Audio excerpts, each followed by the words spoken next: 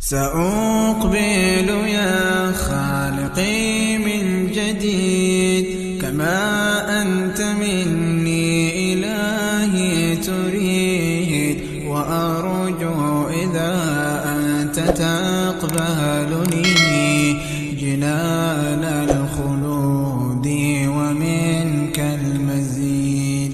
عصيتك ربي فأمهلتني وتسترني رغم أني عنيد، لأنك ربي غفور ودود. إن الحمد لله نحمده ونستعينه ونستغفره ونعوذ بالله من شرور أنفسنا ومن سيئات أعمالنا، ومن يهده الله فلا مضل له ومن يضلله فلا هادي له، وأشهد أن لا إله إلا الله وأشهد أن محمدًا عبده ورسوله. أما بعد، فإن خير الكلام كلام الله، وخير الهدى هدى محمد صلى الله عليه وسلم، وشر الأمور محدثاتها، وكل محدثة بدعة، وكل بدعة ضلالة، وكل ضلالة في النار. أعوذ بالله السميع العليم من الشيطان الرجيم، من همزه ونفخه ونفسه. بسم الله الرحمن الرحيم. يا أيها الذين آمنوا اتقوا الله حق تقاته ولا تموتن إلا وأنتم مسلمون. يا أيها الناس اتقوا ربكم الذي خلقكم من نفس واحدة وخلق منها زوجها وبث منهما رجالا كثيرا ونساء، واتقوا الله الذي تساءلون به والأرحام إن الله كان عليكم رقيبا. يا أيها الذين آمنوا اتقوا الله وقولوا قولا سديدا يصلح لكم أعمالكم ويغفر لكم ذنوبكم، ومن يطع الله ورسوله فقد فاز فوزا عظيما. وقال جل وعلا في مقام آخر: والفجر وليال عشر والشفع والوتر.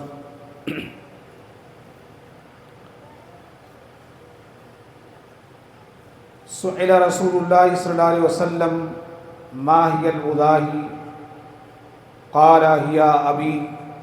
قال هي سنة أبيكم إبراہیم.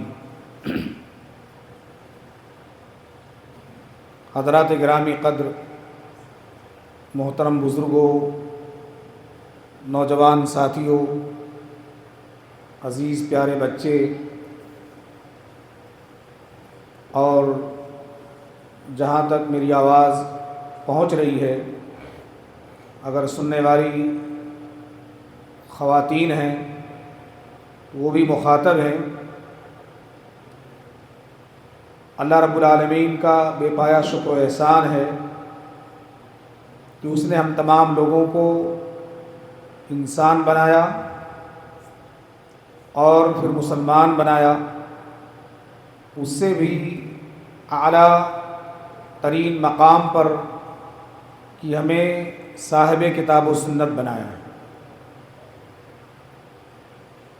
سب سے پہلے ہم اللہ رب العالمین کی تعریف اور تقدیس بیان کرتے ہیں، اس کے بعد میں درود و سلام آقا نامدار تاجدار مدینہ احمد مصطفیٰ محمد مجتبیٰ صلی اللہ علیہ وسلم پر پیش کرتے ہیں۔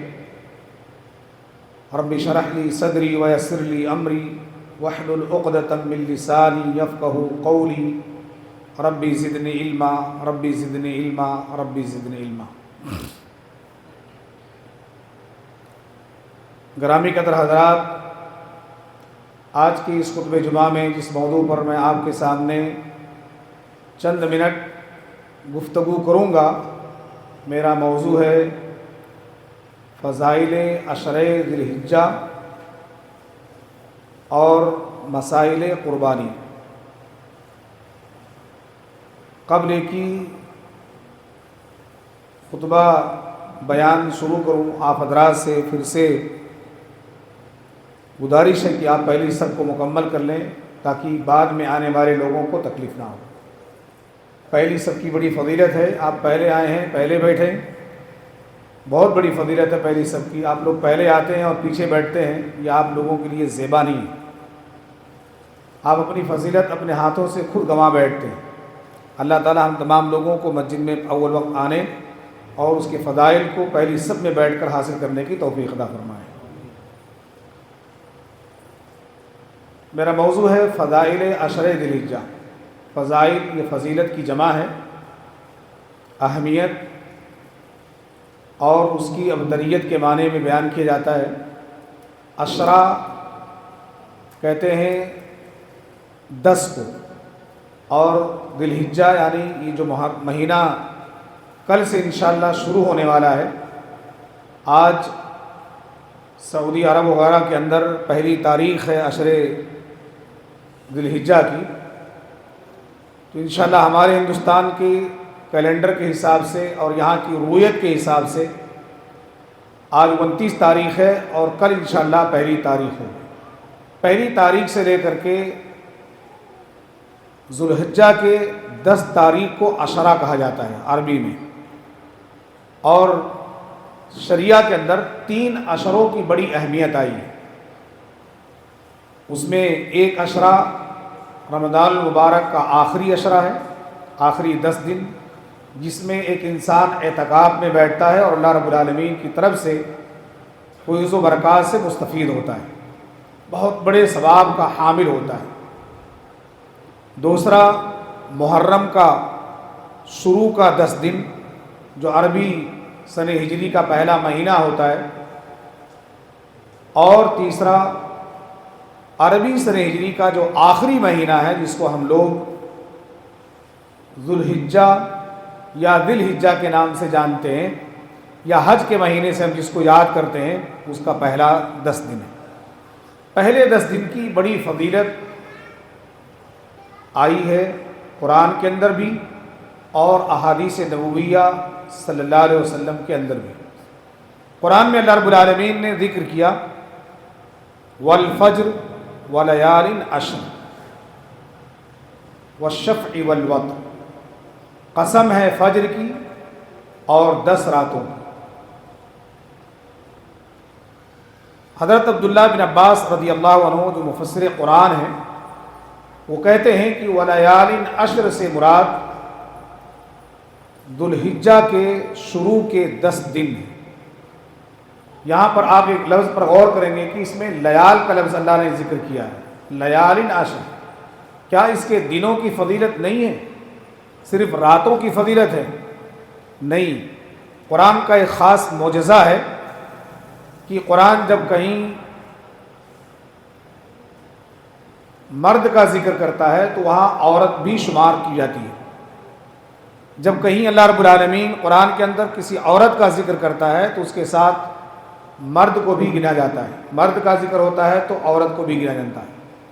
انسان کا ذکر ہو تو ساری ذریت آدم کا ذکر ہوتا ہے. کہیں قرآن میں اللہ تعالیٰ لیل کا لفظ ذکر کرتا ہے، کہیں رات کا اور کہیں دن کا، نہار کا ذکر کرتا ہے. لیلا و نہارا اللہ تعالیٰ نے جگہ جگہ قرآن کے اندر بیان کیا ہے. کہیں لیال ذکر ہوتا ہے، کہیں انہار ذکر ہوتا ہے. تو جہاں لیل کا ذکر ہوتا ہے اس سے مراد صرف رات ہی نہیں ہوتی ہے بلکہ رات اور دن دونوں مراد ہوتے ہیں. تو رات اور دن دونوں کی فضیلتیں ہمیں اس آیت کے ذریعہ سے معلوم ہوتی ہیں. کہیں اللہ تعالیٰ نہار کا ذکر کرتا ہے تو صرف دن مراد نہیں ہوتے ہیں، اس سے 24 گھنٹے مراد ہوتے ہیں، اور 24 گھنٹے کے اندر رات اور دن دونوں آتے ہیں. اس لیے اللہ رب العالمین نے ہمارے اوپر جو نماز فرض کی ہے وہ ہم کہتے ہیں کہ دن بھر میں 5 وقت کی نماز. تو دن بھر میں 5 وقت کی نماز نہیں ہے، رات اور دن دونوں ملا کر کے 5 وقت کی نماز ہم ادا کرتے ہیں. اس میں رات بھی شامل ہے اور دن بھی شامل ہے. تو یہ عشرہ کا جو لفظ ہے بہت ہی اہمیت کا حامل ہے. عشرہ کا معنی ہوتا ہے 10، اور اس مہینے کا انشاءاللہ کل سے، آج مغرب سے ہی انشاءاللہ شروع ہو جائے گا اور 10 دن تک یہ اسی عشرے میں شمار کیا جائے گا، جس کی فضیلت اللہ رب العالمین نے قرآن کی اس آیت کے ذریعہ سے بیان کر دیا. اور اس کی فضیلت یوں بھی ظاہر ہو گئی کہ اللہ تعالیٰ نے اس کو قرآن کے اندر نازل کیا. اس سے پتہ چلتا ہے کہ اس مہینے کے شروع کے جو 10 دن ہیں وہ اللہ نے بیان کر دیے ہیں اور اس کی فضیلت کو ہم کو حاصل کرنا ہے۔ اس کے بعد اللہ کے نبی صلی اللہ علیہ وسلم نے فرمایا کہ ان 10 دنوں میں جو اہمیت ہمارے اوپر دینے کی ہے، جو ہم تمام لوگوں کو اس کی اہمیت دینا ہے، وہ اس قدر ہے۔ حضرت جابر بن عبداللہ رضی اللہ عنہ راوی حدیث ہے، فرماتے ہیں کہ نبی کریم صلی اللہ علیہ وسلم نے فرمایا افضل ایام الدنیا ایام العشر، کہ دنیا کے تمام دنوں میں جو 360 یا 65 دنوں کا دن ہوتا ہے ایک سال کے اندر، ان تمام دنوں میں سب سے افضل اور سب سے بہترین دن اللہ کے نبی فرماتے ہیں ایام العشر، اور وہ اسی مہینے کی پہلے 10 روز ہیں، 10 دن۔ انہی 10 دنوں کی فضیلت اللہ کے نبی صلی اللہ علیہ وسلم نے بیان فرمائی ہے، اور ان دنوں میں کیے گئے اعمال کے بارے میں اللہ کے نبی صلی اللہ علیہ وسلم نے فرمایا کہ جو بندہ اس مہینے کے پہلے 10 دنوں میں جو بھی عمل کرے گا، جو بھی نیک کام کرے گا، وہ اللہ کے ہاں بہت مقبول ترین عمل ہوگا، بہت ہی پیارا عمل ہوگا۔ اللہ رب العالمین اس کے اس عمل کو بہت اونچا درجہ دیں گے، بہت بڑا ثواب اسے ملے گا۔ جیسے ہم رمضان کے بارے میں سنیں کہ رمضان میں ہماری نیکیاں بڑھ جاتی ہیں، پرسنٹیج اس کا بڑھ جاتا ہے۔ ہم ایک کریں گے، پہلے ایک عمل کا 10 گنا ملتا تھا، رمضان میں 70 گنا، 70 سے بھی زیادہ اللہ رب العالمین بڑھا دیتا ہے۔ نوافل کو سنن کے مقابلے میں، سنن کو فرائض کے مقابلے میں ہمارے ثواب کو بڑھا دیتا ہے۔ یہاں تک کہ اگر کوئی آدمی رمضان کے مہینے میں عمرہ کر لے تو اللہ کے نبی صلی اللہ علیہ وسلم فرماتے ہیں کہ اس کا جو ثواب کا پرسنٹیج ہے وہ حج کے برابر ملتا ہے۔ اسی طرح سے ان دنوں میں جو آنے والا آج مغرب سے شروع ہوگا انشاءاللہ، اور 10 دن تک، قربانی کے پہلے دن تک جو ہے، جو دن ہمارے لیے 10 دن ملیں گے، ان دنوں کے اندر اگر ہم کوئی کام کریں گے جو نیکی کا کام ہوگا، اللہ سبحانہ و تعالی ہماری نیکیوں کو اضافہ کر کے، بڑھا کر کے ہمارے نامہ اعمال میں درج کریں۔ اس لیے اس 10 دن کو ہم اپنے لیے بہت اہم جانیں، کیونکہ اس کی اہمیت اس حدیث سے ظاہر ہوتی ہے۔ اور آگے فرماتے ہیں حضرت عبداللہ بن عباس رضی اللہ عنہما کہ نبی کریم صلی اللہ علیہ وسلم نے فرمایا مل عمل فی ایام الافضل منها فی هذه قالوا ولا الجہاد قال ولا الجہاد۔ اللہ کے نبی صلی اللہ علیہ وسلم سے سوال کیا گیا، اللہ کے رسول، ان دنوں میں بندے کا نیک عمل کیا جہاد سے بھی بڑا عمل والا ہے؟ اللہ کے نبی نے فرمایا کہ ہاں، جہاد سے بھی زیادہ ثواب وہ آدمی حاصل کر سکتا ہے جو اپنے گھر میں بیٹھ کر، اپنے مسجد میں آ کر، اپنے لوگوں میں بیٹھ کر کے نیکیوں میں اضافہ کرتا ہو، نیکی کا کام کرتا ہو، اللہ سوائے اس مجاہد کے رجل خرج بنفسه وماله لم يرجع بشيء۔ ہاں، وہ مجاہد اس آدمی سے زیادہ مقام کو حاصل کر سکتا ہے جو اپنے مال اور اپنے دولت کے ساتھ، اپنے نفس کے ساتھ میدان جہاد میں لے گیا ہو، اور وہاں سے پھر دوبارہ وہ لوٹ کر کے گھر نہ آیا ہو، اللہ کے راہ میں وہ شہید ہو گیا ہو، شہادت کا مرتبہ اگر اس نے پا لی ہے تو اس کا مقام ان دنوں میں گزارنے والے ایک مومن مسلمان کے خیر عمل والے سے زیادہ بہتر ہوگا۔ اس لیے اس حدیث سے اس بات کا بھی اندازہ لگایا جا سکتا ہے کہ ان دنوں کی بہت بڑی فضیلت ہے۔ ہم جو بھی کام کریں گے، جو بھی نیکی کا کام کریں گے، اللہ سبحانہ و تعالیٰ اس نیکی کا بدلہ بہت بڑا بڑھا کر ہمارے نام اعمال میں درج کریں گے۔ اس لیے ہم تمام لوگوں کو ان دنوں میں بہت زیادہ اپنے لیے نیکیوں کی کوشش کرنی چاہیے۔ صحابہ کرام، بڑے صحابہ، بے شمار صحابی ایسے تھے جو کوشش کرتے تھے، جتنی باقی دنوں میں کوشش نہیں کرتے تھے اس سے کہیں زیادہ، کئی گنا زیادہ محنت کرتے تھے ان دنوں میں، تاکہ ان دنوں میں نیک اعمال کر کے اپنے نیکیوں کو بڑھا لیں، اپنے نام اعمال کو سنوار لیں، اپنے جنت کے راستے کو آسان بنا لیں۔ اس لیے صحابہ کے اوپر ہم کو قربان ہونا چاہیے، صحابہ کے عمل کو ہم کو اپنا عمل بنانا چاہیے۔ اور ان دنوں میں صحابہ اللہ کے نبی صلی اللہ علیہ وسلم کی ایک سنت کو بہت زیادہ زندہ کرتے تھے۔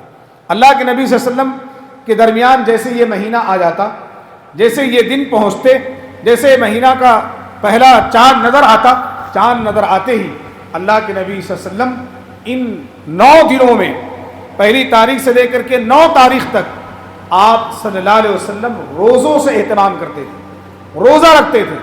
صحابہ رضی اللہ عنہم اجمعین بھی روزہ رکھتے تھے، اور کیونکہ انہیں اس کا ثواب کا، اس کے اجر کا علم تھا کہ اس میں ہم روزہ رکھیں گے تو ہم کو کتنی نیکی ملے گی، کتنا ثواب ملے گا، کتنا اجر ملے گا. بقیہ دنوں سے کئی گنا پرسنٹیج کے حساب سے ہمارے نیکیوں میں اضافہ لکھا جائے گا. اس لیے صحابہ رضی اللہ عنہم اجمعین ان دنوں میں بکثرت روزہ رکھتے تھے. اللہ کے نبی صلی اللہ علیہ وسلم بطور خاص اس عشرے کے 9 دن کا روزہ کنٹینیو رکھتے تھے. پہلی تاریخ سے لے کر کے 9ویں تاریخ تک آپ روزہ رکھتے تھے. اور انہی دنوں میں ایک وہ دن بھی ہے جس دن کی بہت بڑی فضیلت اللہ کے نبی صلی اللہ علیہ وسلم نے بیان فرمائی، جس کو ہم لوگ یوم عرفہ کے نام سے جانتے ہیں. 9ویں تاریخ حج سے ایک دن پہلے، قربانی سے ایک دن پہلے کی جو تاریخ ہوتی ہے وہ عرفہ کا دن کہلاتا ہے. ہندوستان میں 9ویں تاریخ اور سعودی عرب کی جو وہاں کا عرفات کا جو دن ہوتا ہے، جس میں تمام حجاج کرام عالمین سے جمع ہو کر کے میدان عرفات میں جمع ہوتے، وہاں کا عرفہ ہوتا ہے. اور اسی تاریخ کو ہم لوگوں کو یہاں پر روزہ رکھنا ہے. اب یہاں کی تاریخ میں اور وہاں کی تاریخ میں ایک دن کا ڈسٹینس ہے، ایک دن کی دوری، ایک دن کا ڈیفرنٹ ہے، فرق ہے، اونچ اور نیچ ہے.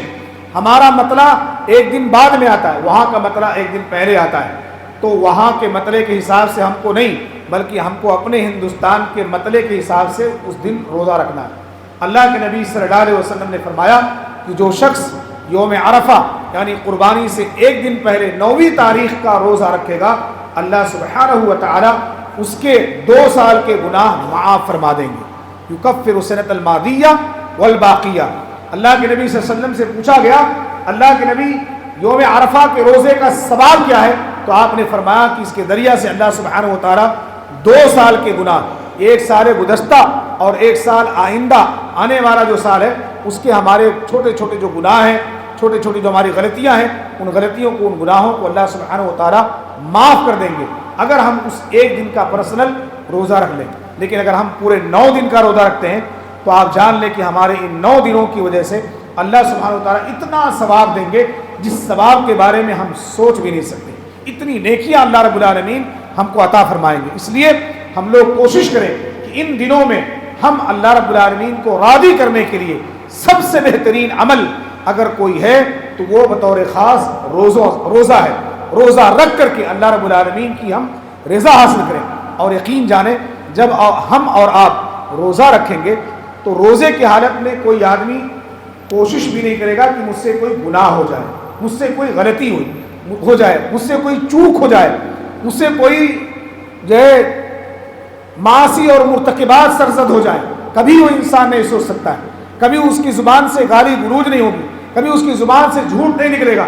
یہ 10 دن اس کا مکمل ایک رمضان کی طرح سے گزرے گا، اور روزوں کی حالت میں انسان اپنے آپ کو منزہ اور مبرہ کر لے گا، اور جو دعائیں کرے گا، جو اللہ رب العالمین سے وہ مناجات کرے گا، جو اللہ رب العالمین سے وہ مانگے گا، اللہ سبحانہ و تعالیٰ اس کی مرادوں کو پوری کر لیں گے. اللہ رب العالمین اس کے ثواب کو اضافہ کر کے اس کے نام اعمال میں درج کریں گے. اس لیے ہم تمام لوگوں کو بکثرت ان دنوں میں روزہ رکھ کر کے اللہ رب العالمین کو راضی کرنے کی تکلیف ہم اٹھائیں گے انشاءاللہ. روزہ رکھیں گے اور اللہ رب العالمین سے رضا کی امید رکھیں گے، اللہ رب العالمین سے ثواب کی امید رکھیں گے.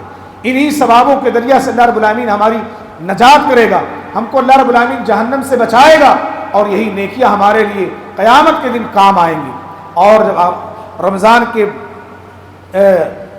اس کی جو 9ویں تاریخ ہے اس کا اگر ہم روزے کا اہتمام کریں گے تو 2 سال کے ہمارے گناہ معاف ہو جائیں گے. اللہ رب العالمین بیچ بیچ میں ان دنوں کو لاتے رہتا ہے تاکہ اللہ کی طرف سے بندوں کے لیے کوئی موقع نکل جائے اور اس موقع میں اللہ کا بندہ اپنے گناہوں کی معافی مانگ لے اللہ رب العالمین سے.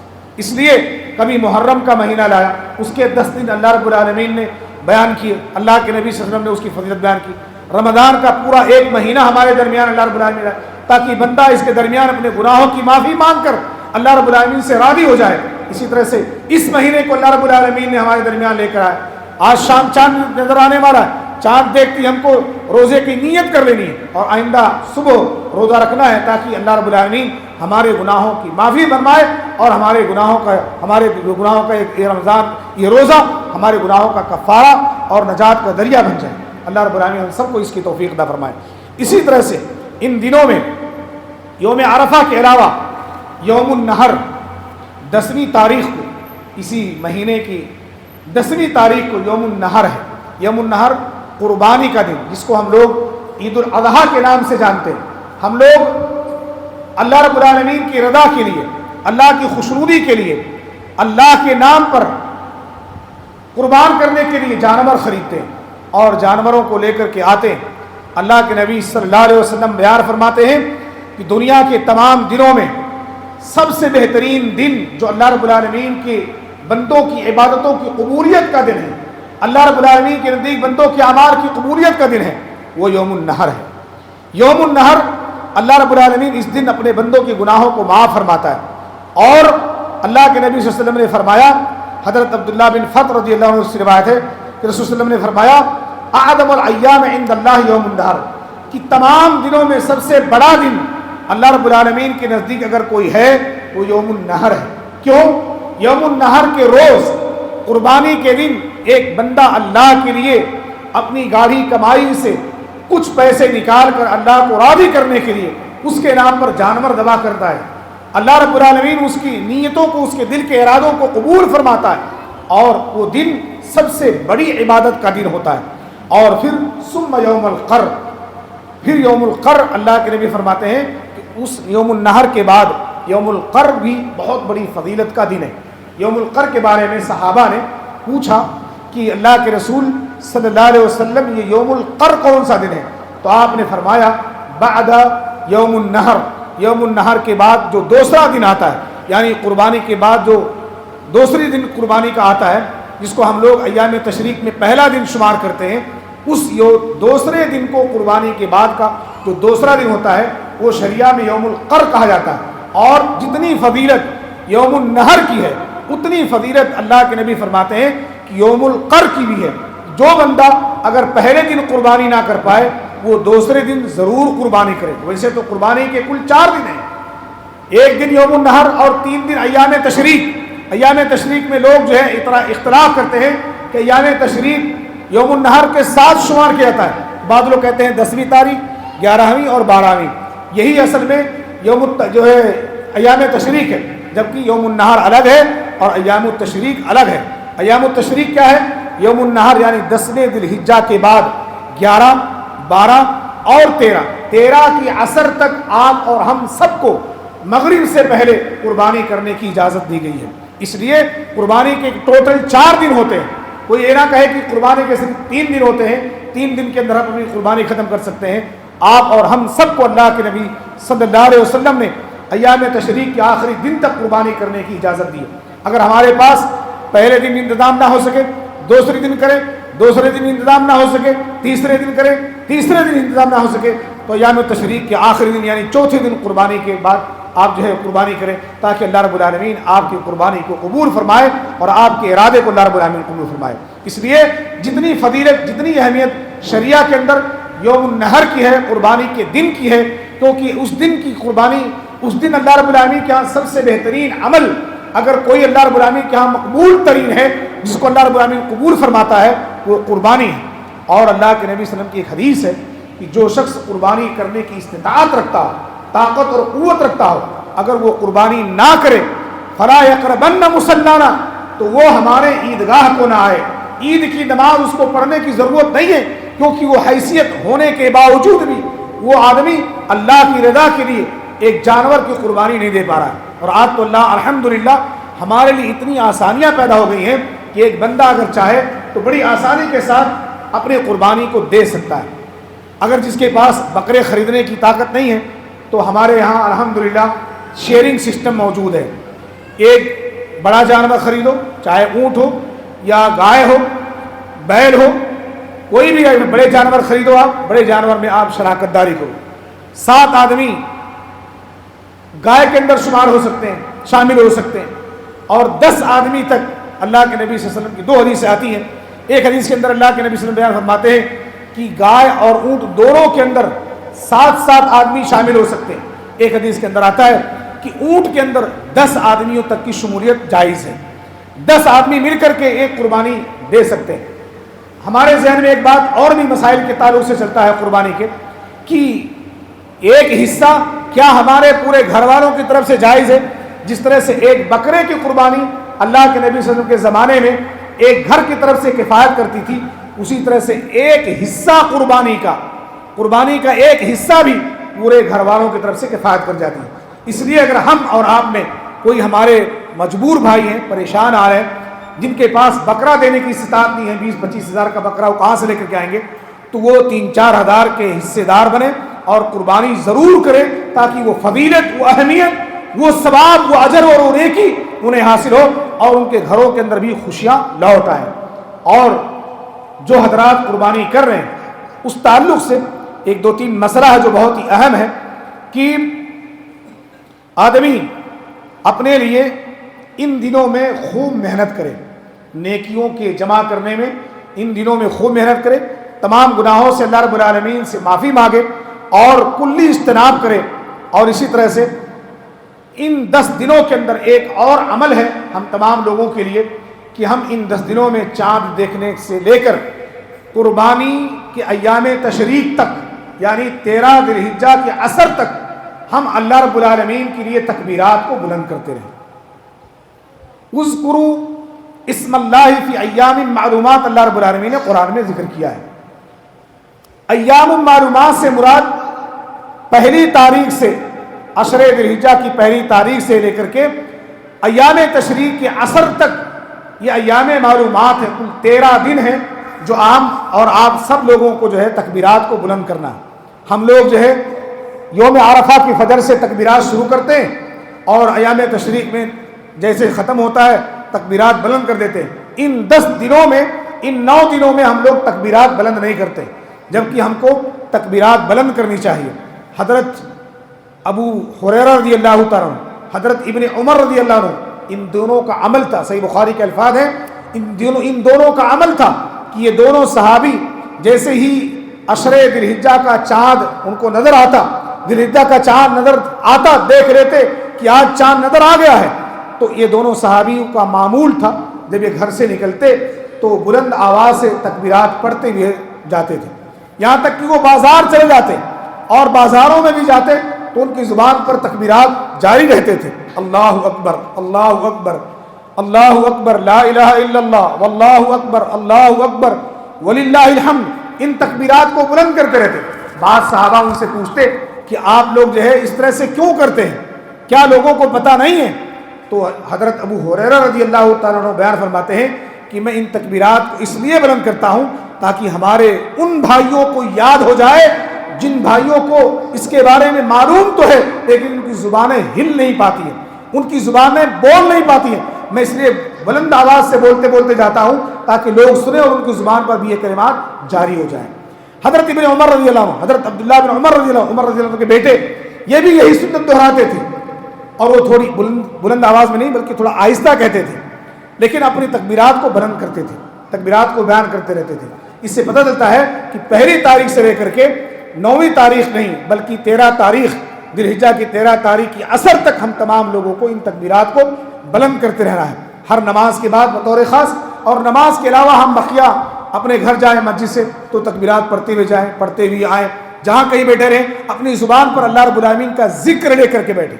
یہی نہیں صرف انہی تکبیرات کو بلند کریں، تکبیرات کے علاوہ من التکبیری والتسبیح والتحلیلی، تکبیرات کے علاوہ سبحان اللہ، الحمدللہ، لا الہ الا اللہ، اللہ اکبر، لا حول ولا قوت، ایسے جو جملے ہیں، چھوٹے چھوٹے جو اذکار ہیں، ان اذکار کو بھی ہم اپنی زبان پر جاری رکھیں، کیونکہ یہ چھوٹے چھوٹے اذکار ہماری نیکیوں میں ایک نہ ایک اضافہ لے کر کے آئیں گے، ہماری نیکیوں میں بڑھوتری لے کر کے آئیں گے۔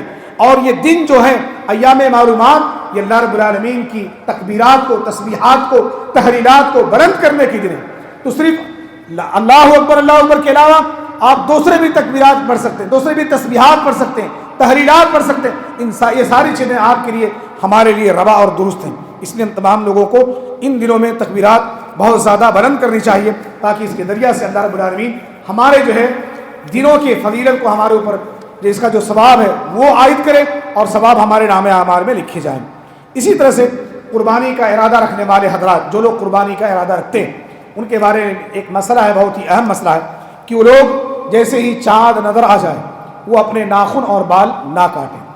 جو قربانی کا ارادہ رکھتے ہیں تو سب لوگ ارادہ کر لیں کہ اگر ہمارے پاس بڑے چھوٹے جانور نہیں، یعنی مہنگے جانور کی ہمارے پاس حیثیت نہیں ہے، تو ہم بڑے جانوروں میں شریک کریں گے اور انشاءاللہ اپنے پورے گھر والوں کے ساتھ اس میں شریک ہو کر کے قربانی کریں گے، تو ہمارا ایک حصہ بھی پورے گھر والوں کے لیے کفایت کرے گا، اور جتنا ثواب آپ بکرا دینے والوں کو ملتا ہے، آپ کی نیت کے بقدر انشاءاللہ آپ کو بھی قربانی کا مکمل ثواب ملے گا اور پورے گھر والے اس کا ثواب پائیں گے۔ اس لیے ہمارے جمعیت کا، ہماری جماعت کا، ہمارا بھائی کوئی بھی اگر بہت زیادہ غریب ہے، جس کے پاس غربت کا اتنا زیادہ جو ہے معاملہ ہے کہ اس کے پاس 2-3 ہزار روپے 4 ہزار روپے نہیں جمع ہو پاتے ہیں، تو اللہ کے لیے نیت رکھ لے کہ میں آئندہ انشاءاللہ اللہ رب العالمین کی توفیق سے، اللہ رب العالمین کی مشیت سے، اللہ رب العالمین کے فضل سے مجھے اگر اللہ رب العالمین توفیق دیا تو آئندہ ضرور کروں گا، لیکن اگر اس سال اسے فرصت نہیں، اسے اس سال جو ہے اس کے پاس حیثیت نہیں ہے تو وہ نہ کرے، لیکن آئندہ عزم کرے کہ میں ضرور کروں گا۔ قربانی کرنا بہت بڑا ثواب ہے، اور حضرت ام سلمہ رضی اللہ عنہ فرماتی ہے کہ اللہ کے نبی صلی اللہ علیہ وسلم نے فرمایا کہ من رآ ہلال ذو الحجہ، جو آدمی تم میں سے ذو الحجہ کا چاند دیکھ لے اور ارادہ رکھے، وہ ارادہ ان یضحی، اور وہ ارادہ رکھتا ہو کہ وہ قربانی کرے، فلا یأخذن من شعرہ ومن اظفارہ، تو اپنے ناخن اور بال کو ہرگز نہ کاٹے۔ ہاں، وہ آدمی جس کے زیر ناف کے نیچے کے جو بال ہیں، بغل کے جو بال ہیں، اگر وہ 40 دن کے اندر، ابھی چاند نظر نہیں آیا، 40 دن ہو گئے، تو اس کو چاہیے کہ وہ اپنے ان جو ہے بال کو صاف کر لے، کیونکہ وہ گناہ ہے، گناہ کا صاف کرنا ہمارے لیے ضروری ہے۔ 40 دن کے اندر ہماری یہ 2 جگہوں کے بال صاف ہونے چاہیے۔ ہم لوگ اس کے اوپر جو ہے یہاں پر ہپی جمائے رہتے ہیں، اتنے بڑے بڑے بال ہو جاتے ہیں، ہم لوگوں کو شرم نہیں آتی، کبھی کبھی نوجوانوں کو دیکھتے ہیں اگر وہ ٹی شرٹ وغیرہ پہنے رہے تو یہاں تک لٹکتا رہتا ہے، وہ نیچے کی بھی بال صاف کرتے کہ نہیں صاف کرتے وہ پتہ نہیں، لیکن یہاں تو ہپی ان کو نظر آتی ہے، اتنے بڑے بڑے زلفے رکھے ہوئے تھے۔ میرے بھائیوں، 40 دن کے اندر اسے کاٹنے کی جو ہے زحمت اختیار کریں، کیونکہ اگر ہم 40 دن کے بعد اس کو اپنے پاس رکھیں گے تو ہماری ہو سکتا ہے کہ نمازیں مکروہ ہوں، ہماری عبادتیں مکروہ ہوں، ہماری عبادتیں اللہ رب العالمین کے دربار میں قابل قبول نہ ہوں، اور ہو سکتا ہے کہ ہماری اس گندگی کی وجہ سے، ہماری ناپاکی کی وجہ سے ہماری کوئی عبادت قبول نہ ہوتی ہو۔ اس لیے اپنے جسم کی گندگیوں کو آج صاف کر لیں، آج پاک کر لیں، تاکہ جو ہے ہماری باقی عبادتیں اللہ رب العالمین کے ہاں قابل قبول ہوں۔ اسی طرح سے قربانی کا جانور، اللہ کے نبی صلی اللہ علیہ وسلم نے فرمایا کہ 4 قسم کے جانور اللہ رب العالمین نے حلال کیے ہیں۔ لِكُلِّ أُمَّةٍ جَعَلْنَا مَنْسَكًا لِيَذْكُرُوا اسْمَ اللَّهِ عَلَىٰ مَا رَزَقَهُم مِّن بَهِيمَةِ الْأَنْعَامِ، بہیمۃ الانعام 4 قسم کے چوپائے ہیں، جس میں من البقر اثنین ومن الضان اثنین ومن الابل اثنین ومن الماعز اثنین، 4 قسم کے جانور اللہ رب العالمین نے ہمارے اوپر حلال کیے قربانی کرنے کے لیے۔ اس میں گائے نر و مادہ، مرد اور عورت دونوں، چاہے وہ پاڑا ہو چاہے وہ گائے ہو، اونٹ اور اونٹنی، اسی طرح سے دمبا اور دمبی، اور اسی طرح سے چھیلا جو بکری آتی نا، وہ بکری میں بکرا اور بکری، یہ دونوں آپ کے لیے ہمارے لیے حلال ہے۔ اس کے جو ہے کل 8 جو نر و مادہ ملا کر کے جانور بنتے ہیں، یعنی 4 جنس ہیں یہ، اور ان چاروں جنسوں کے جو ہے نر و مادہ دونوں مذکر اور مؤنث ملا کر کے جو ہے 8 قسم کے جانوروں کو اللہ رب العالمین نے ہمارے اوپر حلال کیا۔ ان کے علاوہ کسی اور جانور میں جو ہے قربانی ہمارے لیے جائز نہیں ہوگی۔ اس کے علاوہ جانور کی عمر کتنی ہو، اللہ کے نبی فرماتے ہیں لا تذبحوا الا مسنہ الا ان یعصر علیکم تذبحوا جزعا من الدان، بڑی پیاری روایت ہے۔ ہاں، آپ اللہ کے نبی فرمایا کہ آپ میں سے جو قربانی کرنا چاہے تو وہ اس جانور کی قربانی کرے جو 1 سال کا ہو، اور وہ جانور کی قربانی کرے جو دانت والا ہو۔ مسنہ میں محدثین نے اس کی شرح بیان فرمائی ہے، ایک ہے مسنہ اور ایک ہے مسنہ۔ مسنہ بولتے ہیں سنتن سے جو مشتق ہے، کہ ایک جانور 1 سال کا ہو گیا، 1 سال کا جانور ہے تو آپ اس کی قربانی کر سکتے ہیں۔ یہ دمبا، مینڈھا، چھیلی میں آتا ہے۔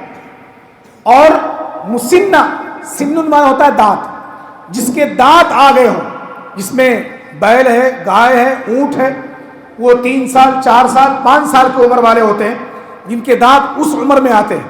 3 سال کے بعد ہی ان کے دانت آتے ہیں، اس سے پہلے دانت نہیں آتے. دودھ کے دانت رہتے ہیں. جب ان کے چرنے کے دانت، گھاس چرنے کے دانت آ جاتے ہیں تو ایسے جانور کی قربانی دی جاتی ہے. اسی طرح سے یہ جو چھیلی ہوتی نا، چھیلی بکری جس کو ہم بولتے ہیں، اگر اس کے اندر دانت نہیں آئی ہے، اگر وہ 1 سال کا ہو گیا تب بھی آپ اس کی قربانی نہیں کر سکتے. ہاں اگر آپ کے پاس دمبا ہے، زان جس کو عربی میں بولتے ہیں، زان، اگر وہ آپ کے پاس دمبا ہے، اگر وہ دمبا اتنا بڑا ہے جو 7-8 مہینے کے اندر 1 سال کا دکھتا ہے، اگر وہ دانتا نہیں ہے تو آپ اس نسل کی قربانی کر سکتے ہیں جو قربانی کی مماثلت رکھتا ہو، دیکھنے میں قربانی کے لائق دکھتا ہو. کیونکہ مسنہ ازان ایک ایسا جانور ہے جو 8 مہینے کے اندر ہی قربانی کے قابل ہو جاتا ہے. اور اللہ کے نبی صلی اللہ علیہ وسلم نے کسی صحابی کو کہا تھا کہ یہ صرف آپ کے لیے ہے، لیکن اس کے بعد یہ روایت عام ہوئی کہ جس کے پاس 8 مہینے کا 6 مہینے کا بھی جانور جو دمبا ہے، تو دمبے کی نسل تو ہمارے ہندوستان کے اندر میں سمجھتا ہوں کشمیر کے علاوہ کہیں پائی جاتی نہیں ہے. کشمیر اور لداخ میں وہ نسل پائی جاتی ہے، پاکستان وغیرہ کے اندر پائی جاتی ہے، لیکن ہندوستان کے اندر کسی اور شعبے میں، راجستھان وغیرہ کے اندر ہو سکتا پایا جائے، کیونکہ ریگستانی جانور ہوتے ہیں، وہ وہاں مل سکتا ہے اور ان کی جو ہے شاخیں بڑی بڑی ہوتی ہیں، اس لیے وہاں پر وہ جانور مل سکتا ہے. ہمارے ایریا کے اندر پوٹلا پایا جاتا ہے، چھیری پائی جاتی ہے، اس کے علاوہ کوئی اور دوسرے جانور نہیں پایا جاتا. تو پوٹلے کے اندر بھی دانتا ہونا ضروری ہے. یہ نہ کہیں کہ بغیر دانت کا 6 مہینے کا بکرا ہم اٹھا کر لے کے آئیں اور قربانی کر دیں تو آپ کی قربانی ہو جائے گی. ہمارے کتنے مسلمان بھائی ہیں جو پوٹلا، کالا پوٹلا، لال پوٹلا، اجلا پوٹلا لے کر کے آتے ہیں اور یہ ذرا سا اونچا دکھ گیا اس کو اٹھا کر کے لے کے آئے تو اس کو قربانی کر دیتے ہیں. میرے دوستو، آپ کی قربانی رائے گاہ ہوگی اگر وہ دانت والا نہیں ہے، اگر وہ 1 سال کا نہیں ہے. مسنہ اور مسنہ دونوں ہونا چاہیے، 1 سال کا ہونا چاہیے اور دانت والا ہونا چاہیے. ہم لوگ بہت بڑی غلطی کرتے ہیں، ہم قربانی دیتے تو ہیں لیکن ہماری قربانی نہیں ہوتی ہے، کیونکہ ہم شریعہ کے خلاف اپنی قربانی دیے ہوتے ہیں. اسی طرح سے قربانی کے جانور عیبدار نہیں ہونے چاہیے. آج ہی سے انسان 10 دن 15 دن پہلے جانور کی تلاش میں لگ جاتا ہے. آپ کے گاؤں کے بغل میں بہت بڑی مارکیٹ لگتی ہے، وہاں پر جا کر کے لوگ لے کے آتے ہیں. وہاں سے قربانی کے جانور اگر آپ کو لانا ہے یا آپ کو گاؤں کھیڑے سے لے کر کے آنا ہے تو آپ کو سب سے پہلے 1 سال کا جانور خریدنا ہے. دوسرا، اس کے جبڑوں کو اٹھا کر کے کھول کر کے دیکھیں کہ سامنے کے 2 دانت چوڑے اس کے آئے ہیں یا نہیں آئے. اگر سامنے کے 2 دانت اس کے ٹوٹے ہوئے چوڑے آ گئے ہیں تو آپ ایسے جانور کی قربانی کیجئے، نہیں تو آپ ایسے جانور کو خریدیے مت. 11-12 ہزار میں وہ سب نہیں ملتے. دانت والے جانور آپ کو 20 ہزار سے اوپر ہی ملیں گے، اس سے نیچے آپ کو ملنے والے نہیں ہیں. اسی طرح سے عیب نہیں ہونا چاہیے. اللہ کے نبی صلی اللہ علیہ وسلم نے 5 عیب گنوائے ہیں. اگر کسی جانور کے اندر 5 عیب ہو تو 5 عیب والا جانور آپ قربانی نہیں کر سکتے. ان میں عیبوں میں ایک عیبدار وہ جانور ہے جس کا کان چیرا یا کٹا ہو، پھٹا ہو، کسی بھی قسم کا. اگر کان کے اندر اس کے عیب ہے تو اس جانور کی قربانی نہیں کر سکتے. کانا ہے، ایک آنکھ اس کی دکھ رہی ہے، آنکھ سے نہیں دکھ رہا ہے. تیسرا لنگڑا ہے، بھنگا چل رہا ہے، پیر سے لڑا ہو گیا. چوتھا بیمار، اتنا بیمار ہے کہ وہ اٹھ نہیں سکتا مجھے. اور 5واں لاغر، کمزور، بالکل حنیف ہے، وہ نحیف ہے، بالکل وہ ایک دم کمزور، اٹھ نہیں سکتا بیچارہ، اس کو اٹھا کر کے ڈھکل کر کے لے کے جا رہے ہیں. تو ایسے کمزور 5 قسم کے جانور کی قربانی اللہ کے نبی صلی اللہ علیہ وسلم نے منع فرمائی. قربانی میں شرکا، اس کو میں بیان کر دیا ہوں کہ اگر ایک جانور آپ کے پاس ہے تو آپ کے گھر کے لیے کافی ہے، اور اگر آپ کے پاس ایک حصہ ہے تو وہ حصہ بھی آپ کے لیے کافی ہے. رب العالمین سے دعا ہے پروردگار ہم تمام لوگوں کو قربانی کے فضائل کو، قربانی کے مسائل کو اور اس عشرے کی فضیلت کو جاننے کے بعد اس پر عمل کی توفیق عطا فرمائے. آمین. اقول قولی ھذا استغفر اللہ لی ولکم ولسائر المسلمین من کل ذنب استغفروہ ثم استغفروہ انہ هو الغفور الرحیم رب الحلیم.